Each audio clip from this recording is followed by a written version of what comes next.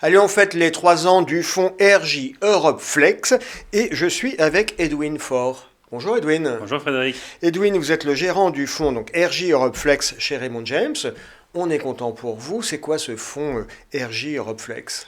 RJ Euroflex est un fonds flexible action qui investit dans des entreprises européennes. D'accord. De différentes tailles de capitalisation. Nous avons à la fois des micros, des small, des mid et des large cap.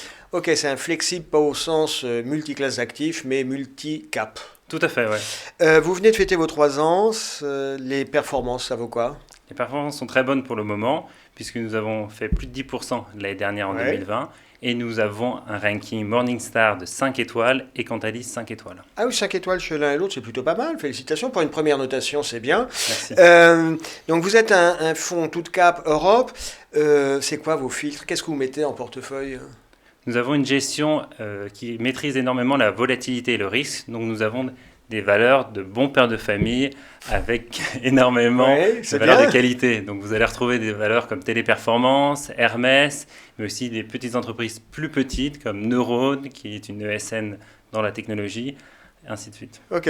La maîtrise de la volatilité, c'est un souci chez vous? Oui, c'est très important puisque l'objectif du fonds est de faire une performance de 5% annualisée avec une maîtrise du risque de 7%. D'accord. Alors ce fonds RJ, c'est Raymond James. Alors je ne vous cacherai pas que Raymond James, comme tout le monde, je connais de nom. J'ai pas une idée très claire de ce que c'est que cette boutique. C'est quoi? Alors Raymond James Asset Management International est une société de gestion française qui dépend du groupe américain Ah, c'est ça. Raymond James, qui est un grand groupe américain coté au S&P et qui est valorisé à près de 13 milliards aujourd'hui. Et ce Raymond James américain, il existe depuis combien de temps? Depuis les années 60. D'accord, parce que Raymond James, c'est un côté un peu désuet, ce côté Raymond. Ok, très bien. C'est quoi les expertises de Raymond James? C'est que les petites valeurs, les grandes valeurs, c'est de faire du flexible, des expertises en obligataire? Nous, notre expertise, c'est vraiment les small caps. Ça fait depuis plus de 10 ans que la boutique s'est spécialisée à Paris sur les small caps. Ouais. Et donc depuis très longtemps, les performances ont été très bonnes. Aujourd'hui, nous pensons que nous avons quelque chose à apporter au marché sur des fonds flexibles avec cette thématique small cap. D'accord. Quand vous dites on pense qu'on a quelque chose à apporter, qu'est-ce qui différencie votre fonds? Parce que sur le marché français, des fonds flex, tout cap, il y en a d'autres. En quoi vous êtes différent? Mis à part que vous avez 5 étoiles, ce qui est très bien, hein. Ce qui est très différent, c'est cette partie small cap. La plupart des fonds et de nos confrères ont plutôt des large caps qui sont couverts. Alors que nous, on va chercher un peu d'alpha grâce à ces petites capitalisations. Ouais, c'est une vraie expertise. J'avais cru comprendre que chez Raymond James en France, il y avait Edlime, enfin de la gestion, et puis de la gestion privée qui avait, je dirais pas une nébuleuse, mais plusieurs activités.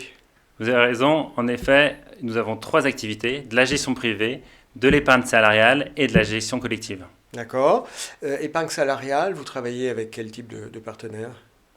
Nous avec des partenaires de distribution, nous travaillons avec la Société Générale. D'accord. Et nous travaillons, malheureusement, nous ne pourrons pas citer tous les noms de nos clients, mais avec plusieurs clients en France. Ok. Est-ce qu'on peut parler un petit peu prospective? On a parlé passé, les 3 ans de ce fonds, les bonnes performances, la bonne notation, on est content pour vous.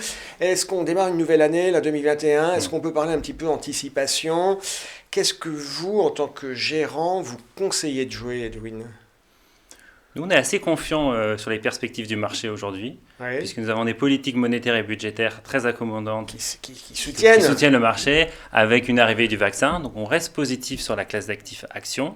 On pense que le fonds flexible aujourd'hui est intéressant pour des gens qui ont un appétit de risque moindre, sachant qu'on anticipe un rattrapage des small caps sur les prochaines années que vous bénéficierez si vous êtes investi dans le Flex. Quand on dit flexible, c'est-à-dire qu'à certains moments, vous allez être beaucoup sur les large caps, et puis peu sur les small caps, et puis à l'inverse, à certains moments, on va lever le pied sur les large caps au profit des small caps, c'est ça? Exactement. Ok.